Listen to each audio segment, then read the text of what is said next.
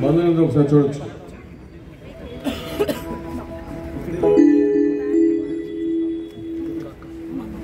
సంఖ్య 721. ఈ స్థలం కొంచెం కానిచ్చు, ఇక్కడే బాక్స్ తీసుకెళ్తాను కదా.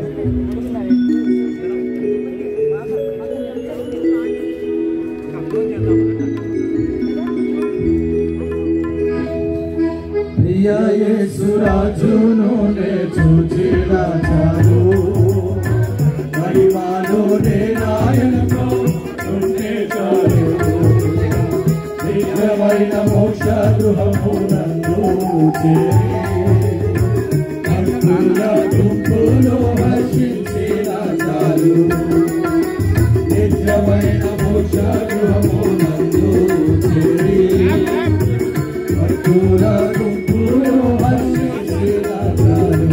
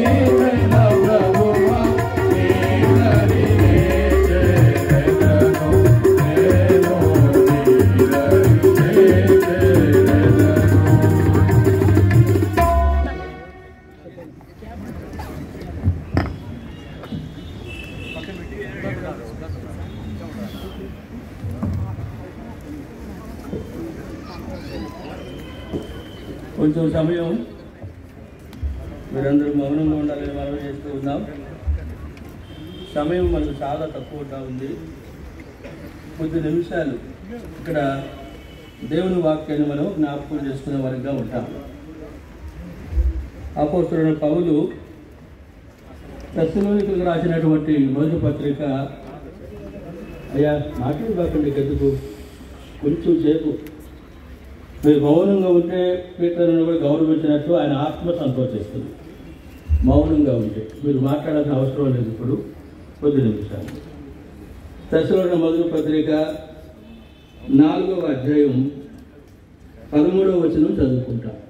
బాగా అందరికీ తెలిసినటువంటిదే, జ్ఞాపకం చేసుకుంటాం. సహోదరులారా, నిరీక్షణ లేని ఇతరుల వలె మీరు దుఃఖపడకుండా నిమిత్తము నిద్రించుతున్న వారిని గూర్చి మీకు తెలియకుండా మాకు ఇష్టము లేదు. చిన్న ప్రార్థన చేసుకుంటాం. ప్రభువా, పరలోకపు తండ్రి, ప్రభువా, మీకు వందనాలు స్తోత్రాలు తెలుసుకుంటూ ఉన్నాం. మీ దాసును మీరు జ్ఞాపకం చేసుకున్నారు. దయగలిగిన తండ్రి, మంచి విశ్రాంతిలోనికి, నిద్రలోనికి మీ దాసును తీసుకుని పోయినారు. వారిని గురించి నిరీక్షణ లేని ఇతరులకు తెలియదు. అలాంటి వారంగా మేము ఉండడం మీకు ఇష్టం లేదు. అందుకే మీ దాసుని భౌతిక కాయమును మీ వాక్యములకు సమర్పించి మన్నుకు మార్చే సందర్భముగా కొద్ది నిమిషాలు మీ మాటలు మాకు అనుగ్రహించండి.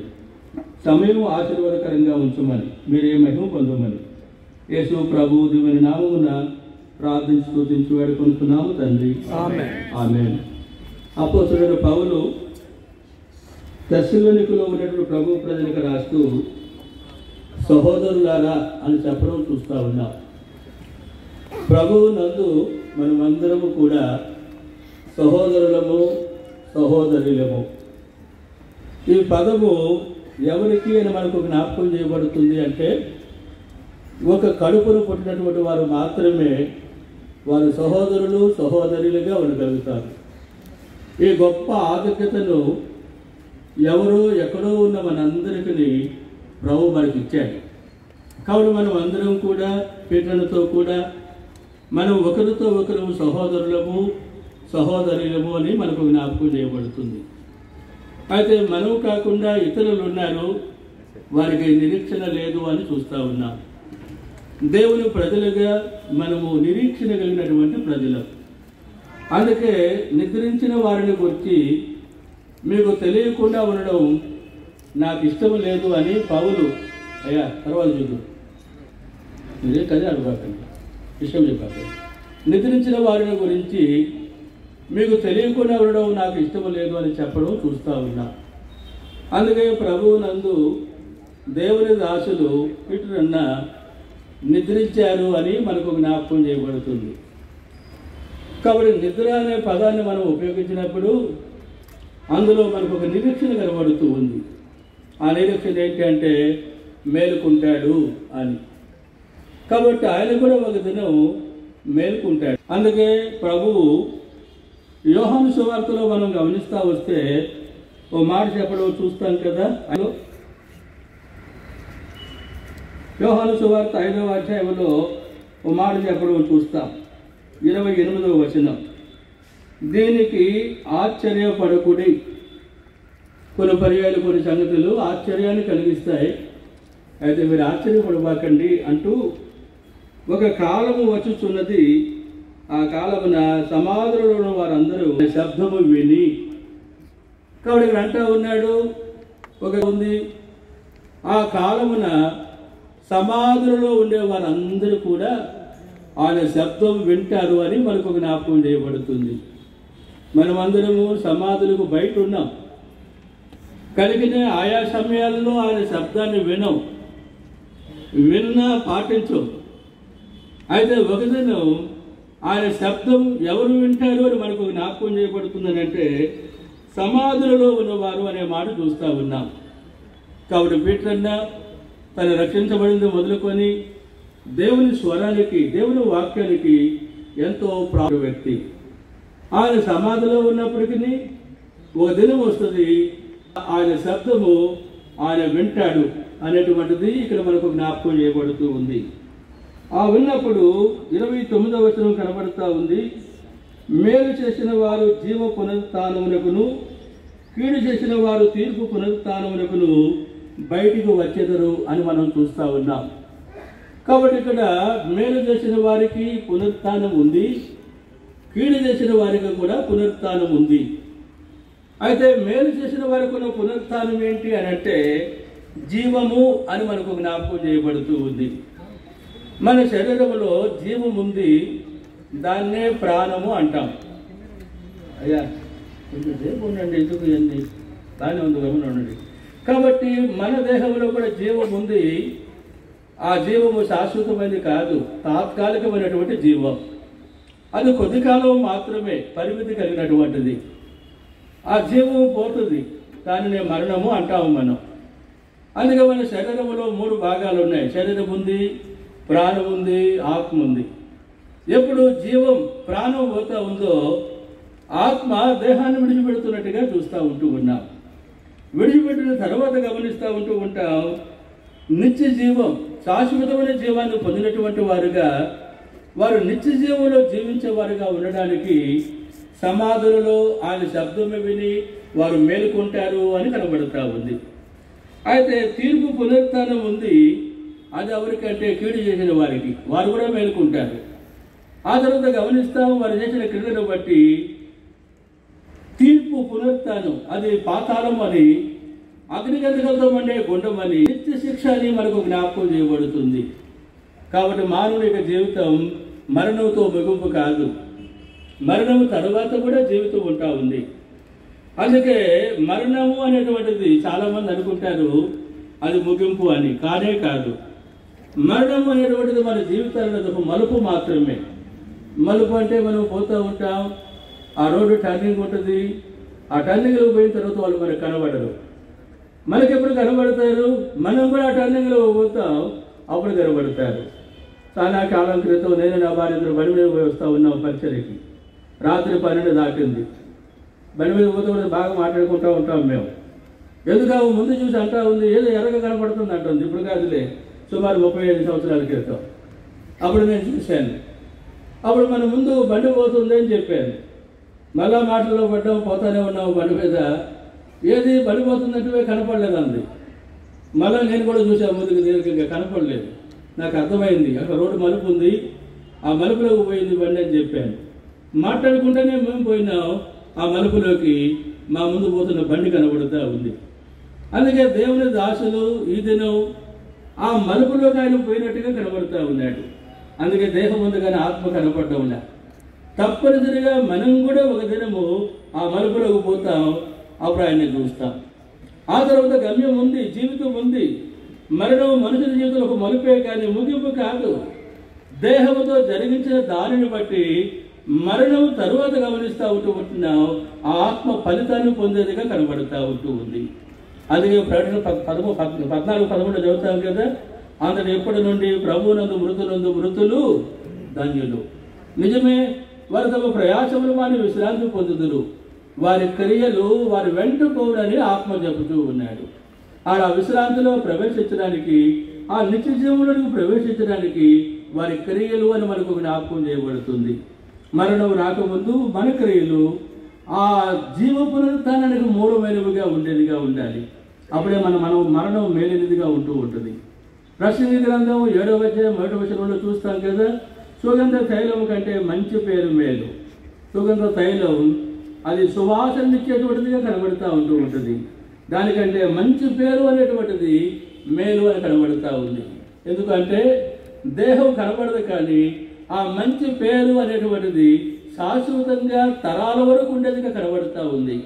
అలాంటి వారిని జ్ఞాపకం చేసుకున్నప్పుడు ఆ మాదిరి మనకు ఆశీర్వాదాన్ని కలిగించేదిగా కనబడుతూ ఉంది. కాబట్టి మరణ దినము తర్వాత 2వ పదం చూస్తూ ఉంటూ ఉంటాం. ఒకరి జన్మదినము కంటే మరణ దినము మేలని చూస్తూ ఉంటూ ఉన్నాం. కారణం ఏంటి అంటే జన్మ మనల్ని ఈ లోకంలోకి తెచ్చిందిగా కనబడుతూ ఉంది. మరణం ఈ లోకంలో నుంచి నిత్య జీవం కొరకే మనం సిద్ధపరిచేదిగా కనబడుతూ ఉంది.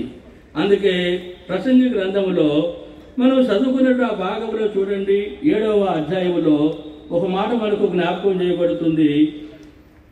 2వ వచనం చివరి భాగం, 2వ వచనం చివరి భాగం లేక వచనం చూడండి. విందు జరుగుతున్న ఇంటికి పోవడం కంటే ప్రలాపించుతున్న వారి ఇంటికి పోవడం మేలు. మరణం అందరికీ వచ్చును కనుక బ్రతుకు వారు దానిని మనసున పెట్టుదురు. మరణం అందరికీ వస్తుంది. అదే బ్రతికినటువంటి మనం అందరం కూడా మనసులో పెట్టాల్సిన ఒక ప్రాముఖ్యమైన మాట ఉంది, మనం కూడా మరణిస్తాం. దేవుని దాసులు మరణించారు కదా, నేను మరణించను అని చెప్పగలిగిన ఎవ్వరు కూడా లేరు. మనం కూడా మరణించాలి. మరణం ఎప్పుడు వస్తుందో తెలియదు. మరణం రాకముందు మరణమును మనసులో పెట్టుకొని జీవించడం ద్వారా గమనిస్తూ ఉంటాం. ఆ తర్వాత జీవ పునరుత్థానం కొరకే మనం సిద్ధపరచబడే వారిగా ఉంటూ ఉంటాం. ఆ జీవ పునరుత్థానం అనే పదం మనకు జ్ఞాపకం చేయబడుతుంది. తిరిగి లేచుట, జీవించుట అనే సంగతులు కనబడుతూ ఉన్నాయి.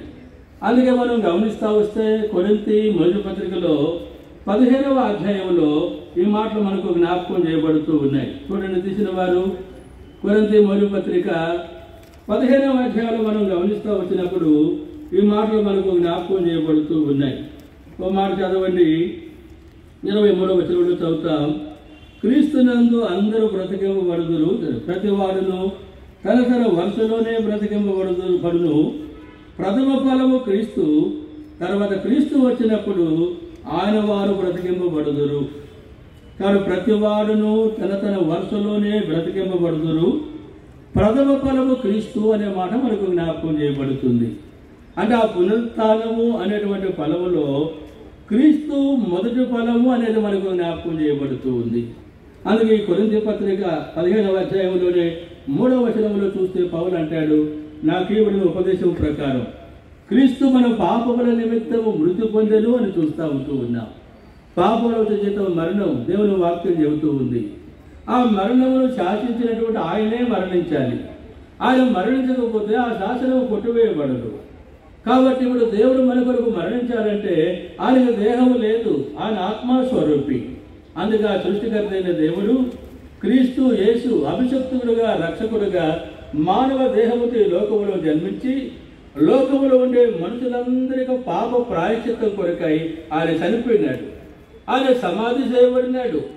4వ వచనంలో చూస్తాం కదా, 3వ దినమున ఆయన మృత్యుంజయుడిగా తిరిగి లేచెను అని మనం చూస్తూ ఉంటూ ఉన్నాం. మన ప్రభువు యేసుక్రీస్తు సజీవుడైన దేవుడు. ఆయన పునరుత్థానుడిగా లేచిన తర్వాత 40 దినములు ఈ భూమి మీద ఉండి తన భక్తులైన వారికి అనేకులకు కనబడి సర్వలోకములకు వెళ్ళి సువార్త ప్రకటించండి, నమ్మిన వారికి రక్షణ అని చెప్పి నేను మరలా వస్తానని చెప్పి ప్రభు పరలోకానికి వెళ్ళిపోయినాడు. ఆ విధంగా ఆరంభమైన ఈ సువార్త మనమందరము రక్షింపబట్టుగా కారణమైనట్టుగా మనం చూస్తాం. ఈ రక్షణ మనకి ఏం చూపిస్తా ఉంది? మన ప్రభు తిరిగి లేచాడు, ఆయన పునరుత్థానుడు, ఆయన ప్రథమ ఫలముగా కనబడుతూ ఉంటూ ఉన్నాడు. ఒక దినం వస్తూ ఉంటూ ఉంది. ఆ సమయంలో ఆయన వారు ఏం చేయబడతారంట? బ్రతికించబడతారు. అందుకే దేహములో ఉండే కాలంలో నువ్వు ఎవరు వాడవో అనే సంగతి నీ అంతరాత్మకు నీకు అర్థమై ఉండాలి. అర్థమవుతుందా? నువ్వు సాతాను సంబంధివా లేక దేవుని సంబంధివా? ఆదాముతో మనం అందరము అపవాది పక్షంగా కనబడుతున్నాం. ప్రేమ కలిగిన దేవుడు మన కొరకు ఈ లోకములకు వచ్చి ఆ లేఖనములన్నీ చదువుకుంటూ పోలేం, కానీ తన ప్రాణమును రక్తమును క్రయముగా మన కొరకై చెల్లించి మనల్ని కొన్నాడనే సంగతి దేవుని వాక్యం కనబడుతూ ఉంది.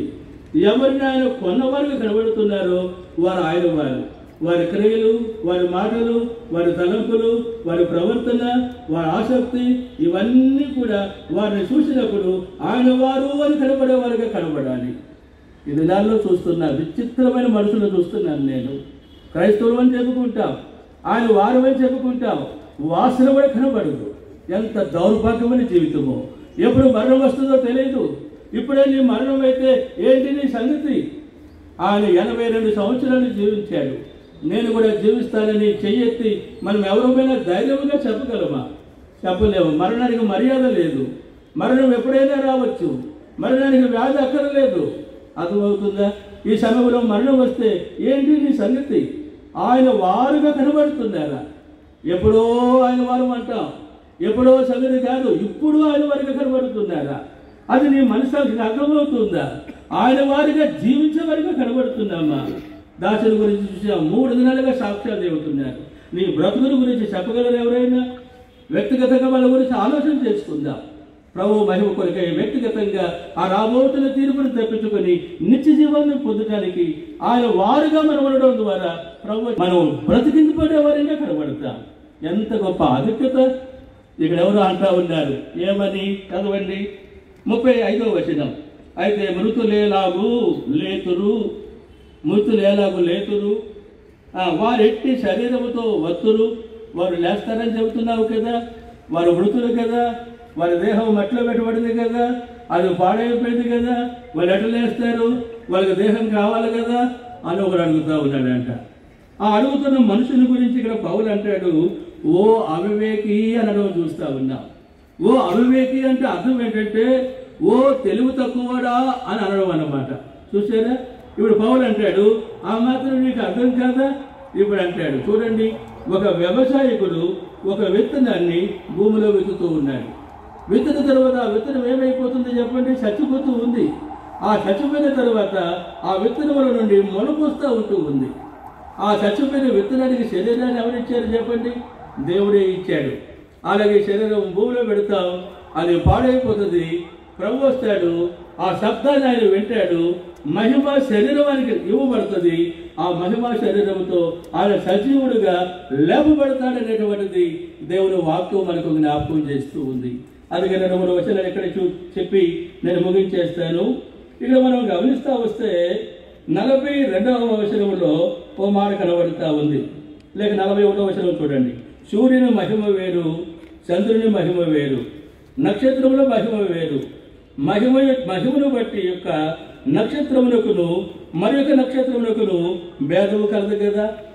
సూర్యుని మహిమ వేరు వేరు, నక్షత్రములకు మహిమ వేరు. కాబట్టి మనం గమనిస్తూ వస్తే ఆ మహిమను బట్టి భేదం కనబడుతున్నట్టుగా చూస్తూ ఉంటూ ఉన్నాం. ఎందుకు ఈ మాట చెబుతున్నాడు? ఈ దేహానికి దేవుడు ఇవ్వబోయే దేహానికి భేదం ఉంది అని ఇక్కడ పౌలు చెప్పడం చూస్తూ ఉన్నాం. ఆ భేదం ఏంటి అని మనకు జ్ఞాపకం చేయబడుతుంది అని అంటే 42వ వచనంలో అంటాడు, మృతుల పునరుత్థానమును అలాగే శరీరము క్షయమైనదిగా విత్తబడి అక్షయమైనదిగా లేపబడును. ఈ శరీరం క్షయమయ్యే శరీరం, ఎంతో జాగ్రత్త చేస్తే 5 దినాలు ఉంది. ఇంకో దినాలు అయితే వాసన వస్తుంది, ఉబ్బిపోతుంది, పనికి రాకుండా పోతుంది. ఇది క్షయమైపోయేటువంటి శరీరం. అలాంటి క్షయమైపోయే శరీరాన్ని భూమిలో మనం విత్తేవారంగా కనబడుతూ ఉంటూ ఉన్నాం. అయితే ఒక దినం ఏమవుతుందని మనం చూస్తామనంటే అక్షయమైనటువంటి దేహముగా లేపబడుతుంది. అక్షయము అనగా క్షయము కానిది అని మనకు జ్ఞాపకం చేయబడుతుంది. ఈ దేహం 22 సంవత్సరాలు క్షయమైపోయింది. ఆ వృద్ధారంలో శరీరంలో ఉండే బలహీనతలు ఎన్నో ఆయన ఎంతో కృంగితీసేవి. నాకు అనేవాడు, అన్నా నన్ను ఎందుకు తీసుకొని పోలేదన్నా, నా కొరకు ప్రార్థన చేయన్నా, ఇక చాలన్నా, నేను పరలోకానికి పోతానన్నా, ఎన్నో పర్యాలు ఒక 5-6 నెలల నుంచి అయితే ఎక్కువగానే చెప్తా ఉంటూ ఉండేవాడు. కారణం ఏంటి? ఆయన శరీరంలో బాధలు ఆయనకు తెలుసు, మనకు తెలియదు. అలాగే శరీరాన్ని విడిచిపెట్టాలనేటువంటి కుతూహలము ఆయన కనబడుతూ ఉంది. దేవుడు కూడా మెచ్చాడు. కాబట్టి ఆయన శ్రమ నుండి ఆయన విడిపించాడు, నిత్యమైన మహిమలోకి ఆయన తీసుకొని పోయినట్టుగా చూస్తూ ఉన్నాం. విడిచిపెట్టిన దేహము క్షయమయ్యే దేహం కనుక అలా మనం వెతుకుతూ ఉన్నాం. అక్షయమైన దేహముతో ఒక దినము ఆయన లేపబడుతున్నాడని మనకు జ్ఞాపకం చేయబడుతుంది. అక్కడే చూడండి, ఘనహీనమైనదిగా వెతబడుతుంది, మహిమగలదిగా లేపబడుతుంది, బలహీనమైనదిగా వెతబడుతుంది, బలమైనదిగా లేపబడుతూ ఉన్నట్టుగా మనం చూస్తూ ఉంటూ ఉన్నాం. ఆ తర్వాత 44వ వచనంలో అంటాడు, ప్రకృతి సంబంధమైన శరీరముగా వెతబడి ఆత్మ సంబంధమైన శరీరముగా లేపబడును. కాబట్టి ఇది భౌతికమైన శరీరం, ప్రకృతి సంబంధమైన శరీరం. అలాగే శరీరం వెత్తబడుతూ ఉంటూ ఉంది. అలాగే వెత్తబడి ఆత్మ సంబంధమైనటువంటి దేహముగా శరీరముతో ఆయన తిరిగి లేపబడుతూ ఉన్నాడని మనం చూస్తూ ఉన్నాం. ఆ శరీరంతో ఒక దినం మనం చూస్తాం. ఈ శరీరాన్ని దినంతో ఇక చూడడం మనం. అయితే ఆత్మ సంబంధమైన శరీరముతో దాచుని మరలా మనం చూసేవారంగా ఉంటూ ఉంటాం. ఈ మాట చెబుతూ పౌలు అంటూ ఉన్నాడు 44వ వచనములో, శరీరం ఉన్న ప్రకృతి సంబంధమైన శరీరం ఉన్నది కనుక ఆత్మ సంబంధమైన శరీరము కూడా ఉన్నది అనే మాట కనబడుతూ ఉంది. చూసారా, ప్రకృతి సంబంధమైన శరీరం ఉన్నది, ఈ శరీరం లేదని మనలో ఎవరు చెప్పజాలం. అయితే ఇక్కడ అంటాడు, ప్రకృతి సంబంధమైన శరీరము ఉన్నది కనుక ఆత్మ సంబంధమైన శరీరము కూడా ఉన్నది అనే మాట మనకు జ్ఞాపకం చేయబడుతుంది. ఎంత ఖచ్చితమో అలాంటి దేహముతో ఆయన లేపబడుతూ ఉన్నాడు. దశలోక మొదటి పత్రికలో మనం గమనిస్తూ వస్తే ప్రభు వస్తాడు ఆర్భాటముతో, ప్రధాన దూత శబ్దముతో. అప్పుడు మృతులైన వారందరూ కూడా లేపబడతారని మనం చూస్తూ ఉన్నాం. ఆ సమయంలో ప్రభువునందు ఆయన వారిగా మనం ఉంటే ఆ సమయంలో మనం ఏం చేస్తాము అంటే మార్పు చెందుతాం. అంటే ప్రకృతమైన దేహాన్ని విడిచిపెడతాం, మహిమా దేహాన్ని పొందుతాం. ఆత్మ సంబంధమైన దేహముతో లేపబడినటువంటి వారితో మనం కలుసుకొని ఆకాశ మండలముల మీద గుండా కొనుకోబడతాం మనం. సదాకాలం అంట మనం ఎవరితో ఉంటామని మనకు జ్ఞాపకం చేయబడుతుంది అంటే ప్రభువుతో కూడా ఉంటాం. ఇక్కడ అక్కడ ఎడబాటు లేనే లేదు. అది లోకంలో ఉండే కాలం కొంతకాలం ప్రతి ఒక్కరికి కూడా భార్య భర్తకు, భర్త భార్యకు, తల్లులు పిల్లలకు, పిల్లల తల్లులకు, బంధువులకు ఎడవయ్యే పరిస్థితులు కనబడుతూ ఉంటూ ఉన్నాయి. అయితే అక్కడ ఎప్పటికీ ఎడవు కాదు, యుగాయుగములు జీవించే వారంగా ఉంటాం. అందుకే పీటరన్న బంధువులు ఇంకా ఎవరైనా నామకార్థంగా ఉంటే, మారు మనసు పొందకపోతే, ఇంకా ప్రభువు సొంత రక్షకునిగా అంగీకరించకపోతే, ఆయన వారుగా జీవించకపోతే మీ అందరికీ దేవుడు జ్ఞాపకం చేస్తూ ఉన్నాడు. ఓ దినం మళ్ళీ ఆయన మనం చూడాలనంటే ఈ దినమే తీర్మానం చేసుకోనండి. ప్రభువుని సొంత రక్షణగా అంగీకరించండి. మీ ప్రతి పాపాన్ని దగ్గర ఒప్పుకోనండి. ప్రభువు క్షమిస్తాడు. ఈ దినమే మీ పేరు జీవగ్రంథంలో రాయబడుతుంది. లోకంలో ప్రభు భయం కొరకే జీవిస్తాం. ఎప్పుడు ఈ లోకాన్ని ముగించినా దేవుని దాసుని చూస్తాం, ప్రభువుతో కూడా ఉంటాం. ఎంతో నిరీక్షణతో కూడిన జీవితం. అలాంటి జీవితాన్ని భూమి మీద ప్రభు మహిమ కొరకై మనం కలిగి ఉండాలని ఈ మాటలు జ్ఞాపకం చేయబడుతున్నాయి. ఆ తెస్సలోనికీయుల పత్రిక 4వ అధ్యాయంలో 18వ వచనంలో పౌలు అంటాడు, ఈ మాటల చేత మీరు ఒకరినొకరు ఏం చేయాలని చెప్పండి, ఆదరించుకోనండి. దేవుని మాటలు మనకు ఆదరణ కలిగించవు కనబడుతున్నాయి. అందుకే ఆదికాండంలో చిన్న మాట గుర్తు చేసి ముగించేస్తాను. అబ్రహాము కనాను దేశంలో నివసిస్తూ ఉన్నట్టుగా ఉంటూ ఉన్నాం. అబ్రహాము మృతి పొందాడు. అబ్రహాము మృతి పొందిన తర్వాత ఇస్సాకు ఒక్కడే మిగిలిపోయినట్టుగా ఉంటూ ఉన్నాం. ఒక్కడే మిగిలిపోయినాడు. తనకి ఇంకెవరు లేరు కనానులో. అదే చక్కని మాట ఆదికాండము 25వ అధ్యాయం 11వ వచనంలో రాయబడింది. చూడండి, అబ్రహాము మృతి పొందిన తర్వాత దేవుడు అతని కుమారుడు ఇస్సాకును ఆశీర్వదించాను. అబ్రహాము మృతి పొందాడు, తండ్రిగా తను దూరం అయిపోయినాడు. ఆ ఆత్మీయ తండ్రి అయినప్పుడు దేవుడు గమనిస్తూ ఉంటూ ఉంటాం. ఇస్సాకును ఏం చేశాడు అని మనకు జ్ఞాపకం చేయబడుతుంది అంటే ఆశీర్వదించను అని మనకు జ్ఞాపకం చేయబడుతుంది. అక్కడ ఒక చక్కని మాట కనబడుతుంది, అబ్రహాము కుమారుడైన ఇస్సాకును ఆశీర్వదించను. అబ్రహామును జ్ఞాపకం చేసుకొని ఇస్సాకును ఆశీర్వదిస్తున్నాడు. ఇస్సాకు దేవుడు తోడై ఉన్నాడు. అలాగే పీటరన్న దేవుడు ఆయన జ్ఞాపకం చేసుకొని ఆయన పిల్లలను ఆశీర్వదించేవాడిగా ఆదరించేవాడిగా కనబడుతున్నాడు. యెషయా గ్రంథము 66వ అధ్యాయం 11వ వచనంలో చూస్తాం కదా, ఒకరి తల్లి ఎవరిని ఆదరించినట్లు నేను మిమ్మల్ని ఆదరించేదను, యెరూషలేములోనే మీరు ఆదరించబడదురు అని చూస్తూ ఉన్నాం. యెరూషలేము యెహోవా ఈరే, మోరియా పర్వతం. తిరిగి దావీదు బలి అర్పించిన ఎవరైనా కళ్ళాన్ని మనకు ఆ స్థలం చూపిస్తూ ఉంటూ ఉంది. అందుకే యెరూషలేముగా యెహోవా ఈరే అనేటువంటి స్థలం, సమాధానం అనే స్థలం మనకు జ్ఞాపకం చేస్తుంది. అక్కడే దేవుడు చూసుకునేవాడిగా కనబడుతున్నాడు. కాబట్టి తాను విడిచిపెట్టిన తన కుమారుడు, కోడలు, అలాగే కుమార్తె, అల్లుడు, వాళ్ళ సంతానం, తిరిగి మనం చూస్తూ వచ్చాము చాలా పెద్ద సంతానం. 3 తరాలుగా వారిని ప్రభువులకు తీసుకొచ్చి ప్రభు కొరకే వారు సిద్ధపరుస్తూ ఉన్నారు. వారందరూ కూడా దేవుని మహిమ కొరకై దేవుడు ఆశీర్వదించినట్లుగా దేవునికి ఆశీర్వదం ఈ 3 దినాలుగా మనం ఏమైతే వింటూ వచ్చామో మనమును ప్రభావితం కాబడినటువంటి వారమై అనేకులకు ఆశీర్వాదకరంగా జీవించడానికి ప్రభు మనకు కూడా సహాయం చేయనుగాక. సమయంలో ఆనందరాజన ప్రార్థన చేస్తాడు. ఆ తర్వాత అక్క రాజేశ్వరి అక్క ప్రభుని ఆరాధిస్తుంది. ఆ తర్వాత మనం దేవుని దానికి భౌతిక కాయమును సమాధికి మనం అప్పగించే వారంగా ఉంటాం.